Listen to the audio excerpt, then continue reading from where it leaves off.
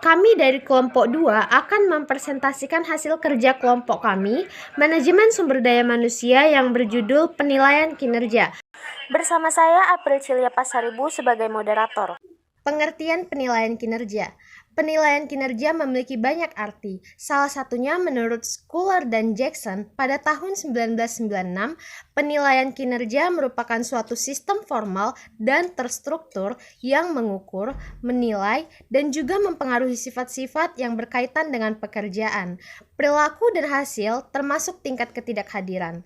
Yang menjadi fokus adalah mengetahui seberapa produktifkah seorang karyawan dan apakah memiliki kinerja yang sama atau lebih efektif pada masa yang akan datang, sehingga karyawan, masyarakat, dan organisasi memperoleh manfaat. Tujuan penilaian kinerja. Tujuan utama sistem penilaian kinerja adalah untuk menghasilkan informasi yang akurat tentang perilaku dari kinerja anggota organisasi. Semakin akurat informasi yang dihasilkan oleh sistem penilaian kinerja, dan semakin besar potensi nilainya bagi organisasi. Menurut Alwi pada tahun 2001, secara teoritos, tujuan penilaian dikategorikan sebagai suatu yang bersifat evaluasi dan pengembangan. Suatu perusahaan melakukan penilaian kinerja didasarkan pada dua alasan pokok, yaitu: 1. Manajer memerlukan evaluasi yang objektif terhadap kinerja karyawan pada masa lalu yang digunakan untuk membuat keputusan di bidang SDM di masa yang akan datang.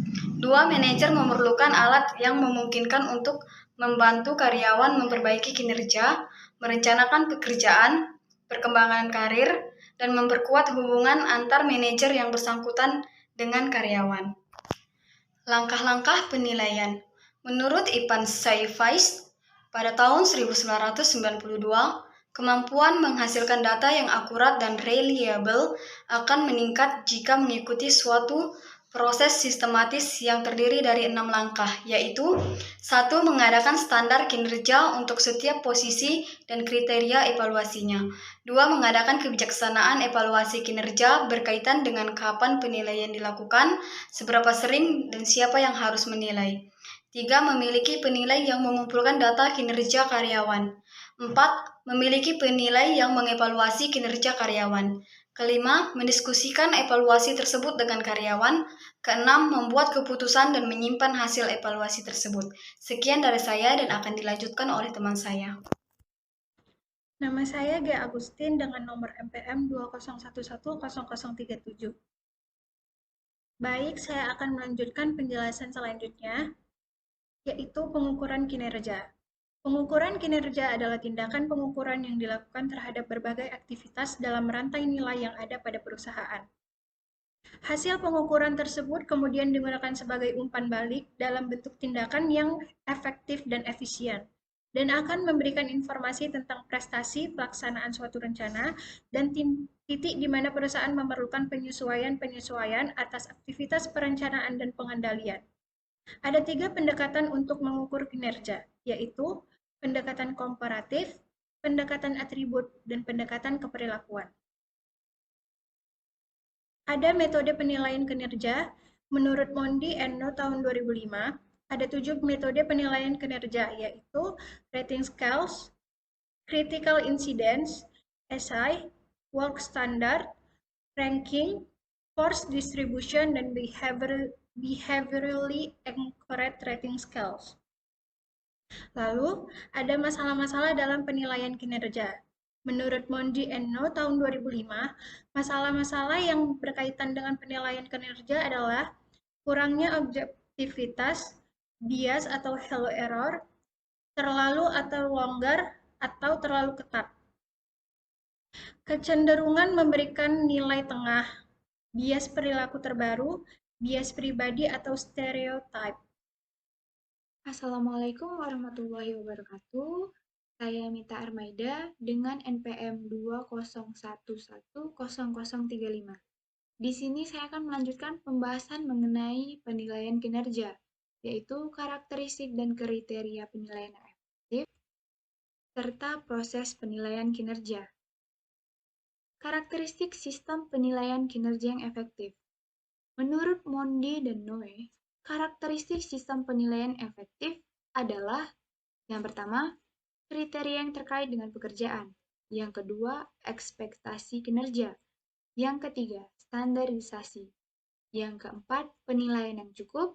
Yang kelima, komunikasi terbuka. Yang keenam, akses karyawan terhadap hasil penilaian. Dan yang keenam, proses pengajuan keberatan atau due process. Selanjutnya, kriteria penilaian kerja yang efektif. Kriteria penilaian kerja yang efektif merupakan upaya menilai prestasi dengan tujuan meningkatkan produktivitas karyawan perusahaan. Penilaian kerja hanya akan efektif bila dilakukan secara fair dan objektif. Agar penilaian fair, ada 6 elemen yang harus diperhatikan. Yang pertama, sasaran kinerja yang jelas. Yang kedua, sasaran disepakati bersama. Yang ketiga, sasaran berkaitan. Yang keempat, dengan uraian jabatan. Yang kelima, pertemuan tatap muka. Dan yang keenam, diskusi. Penilaian yang objektif harus mempertimbangkan 6 elemen, yaitu data aktual. Yang kedua, perilaku karyawan yang positif dan negatif. Yang ketiga, keberanian atau ketegasan. Yang keempat, sistem penilaian yang terstruktur. Yang kelima, formulir tidak rumit. Dan yang keenam, kemampuan menilai. Selanjutnya, proses penilaian kinerja. Berikut adalah langkah-langkah yang harus dilakukan untuk menilai kinerja anak buah atau pegawai. Yang pertama, persiapkan data-data yang dibutuhkan. Yang kedua, buat penilaian. Yang ketiga, diskusikan dengan atasan langsung. Yang keempat, selenggarakan pertemuan dengan bawahan. Yang kelima, serahkan hasil penilaian kepada bawahan. Yang keenam, bahas hasil penilaian. Dan yang terakhir, informasikan rencana pengembangan.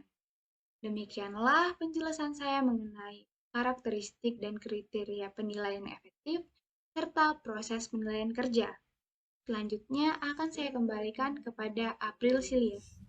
Demikian hasil dari diskusi kami. Terima kasih.